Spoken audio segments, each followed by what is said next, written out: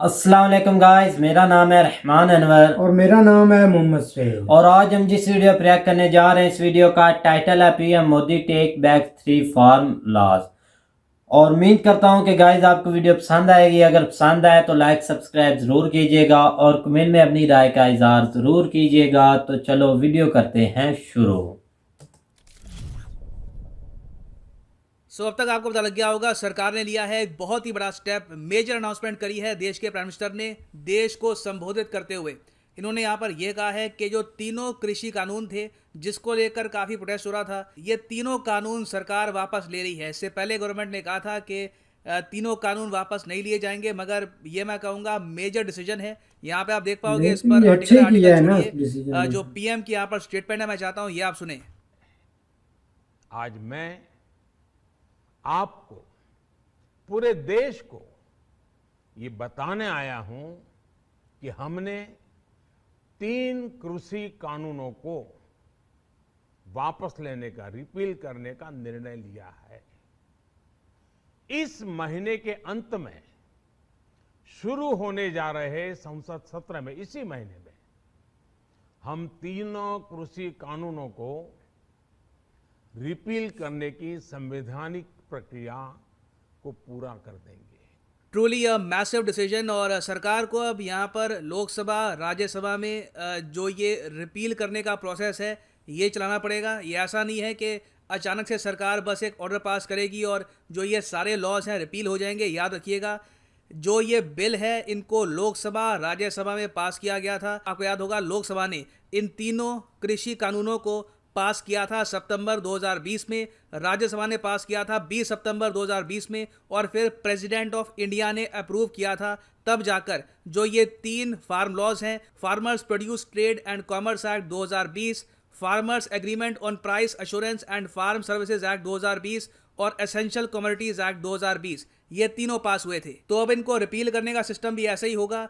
Parliament में इन पर discussion किया जाएगा, लोकसभा, राज्यसभा में यहाँ पर वोटिंग होगी और उसके बाद जो ये कानून है ये रिपील किए जाएंगे। और क्या हमारे संविधान में कोई आर्टिकल है जिसमें प्रोविजन लिखी है कि इसके जरिए आप एक लॉ को रिपील कर सकते हैं? तो हाँ, बिल्कुल।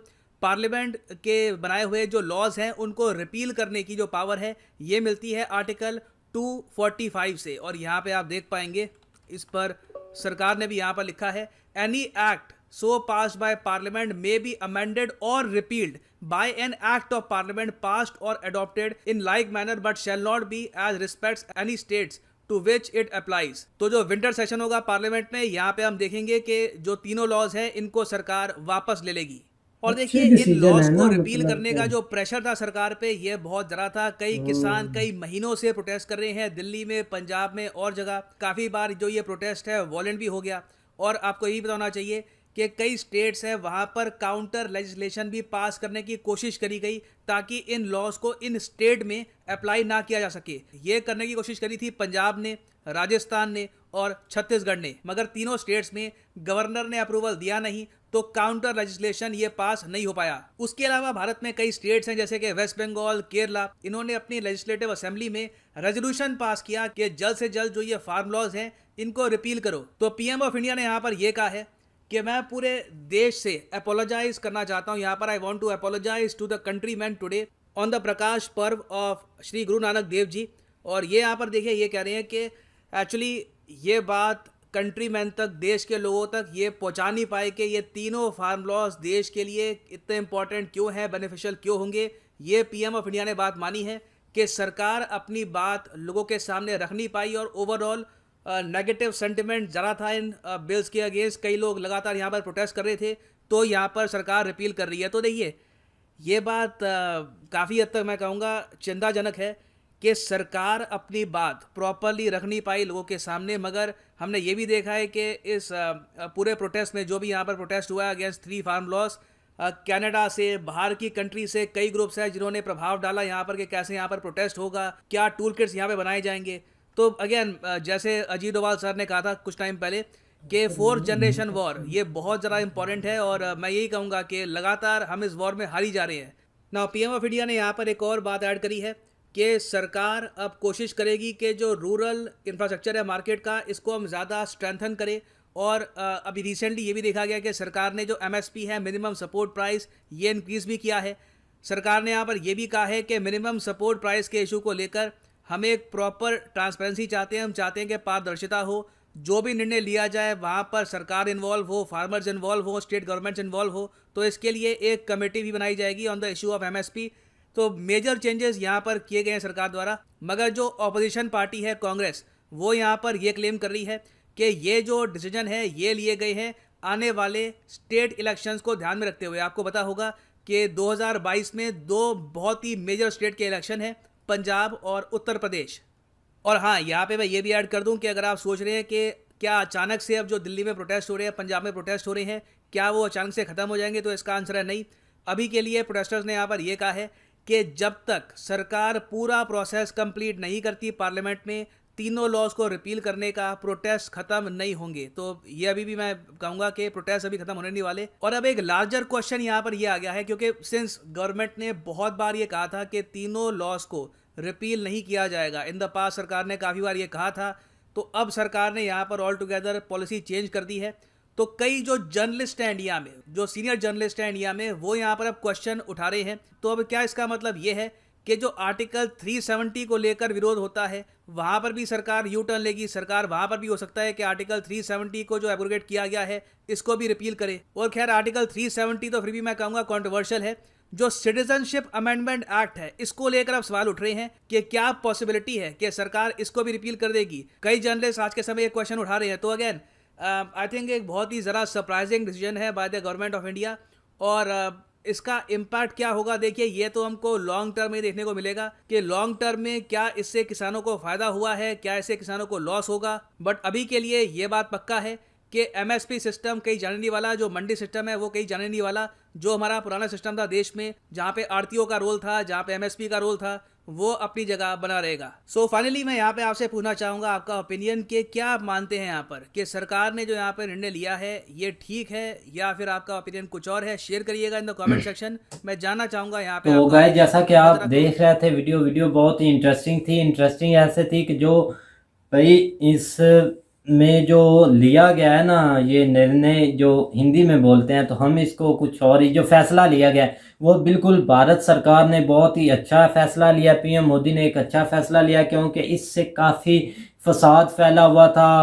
रोड पर बैठे हुए थे लोग, ये काफ़ी मतलब काफ़ी महीनों से ना ऐसे सिलसिला चल रहा था सिखों का। और मतलब के जो है ना TV मतलब के रिपोर्टर ऊपर देश से, वो भी इसकी तनकीद कर रहे थे। तो भारतीय वज़ीर आज़म नरेंद्र मोदी ने कौम से खिताब करते हुए ऐलान किया था सितंबर 2020 में मंजूर होने वाला ये ज़रूरी कानून वापस लिया जाएगा, जिनके खिलाफ किसानों ने मुल्क घर तलू इत्तेजाद किया था। मतलब कि भाई काफ़ी हद तक किसान आए थे इस धरने में, जो 2020 में हुआ। हाँ, आपने देखा पंजाबी सिंगर भी, उन्होंने भी शिरकत की थी। आपने बहुत बड़े तो गैर मुल्की जो खबर रसायदारे थे ना, उन्होंने भी इसकी बहुत तनकीद की थी। मतलब फैलाया था प्रोपेगेंडा के ये हो क्या रहा है किसानों के साथ। तो ये अचानक अब ये 3 कानून अब इन्होंने वापस ले लिए हैं। भाई अचानक से नहीं, ये अच्छा फैसला है। तो भाई अच्छा फैसला तो है। साल के आगाज में भारत की सबसे ज़्यादा आबादी वाली रियासत उत्तर प्रदेश दीगर शमाली रियासत, जहां बड़ी तादाद में देहाती आबादी में इंतखाबात सामने आए हैं। मतलब उत्तर प्रदेश बहुत आबादी है उधर, वहाँ बहुत आबादी है। और जिसकी वजह से आज नरेंद्र मोदी ने भाई कौम से खिताब करते हुए कहा कि आज आपको पूरी कौम को ये कहने आया हूँ। जब आप उन्होंने लाइव TV पर आए ना, तो उन्होंने ये खिताब किया कि आज मैं आपको पूरी कौम से ये कहने आया को। मतलब एक अच्छा उन्होंने डिसीजन लिया था ना, कि पूरी कौम के सामने ये अच्छा डिसीजन लिया। आगे से इलेक्शन भी आ रहे हैं, तो ये एक अच्छा डिसीजन उन्होंने लिया कि इसको मामले को ख़त्म किया जाए। बिल्कुल भाई। और पूरी कौम को कहने आया हूँ कि रियासत के मुतल्लक वापस इस्लाहत मैं वापस लेता हूँ।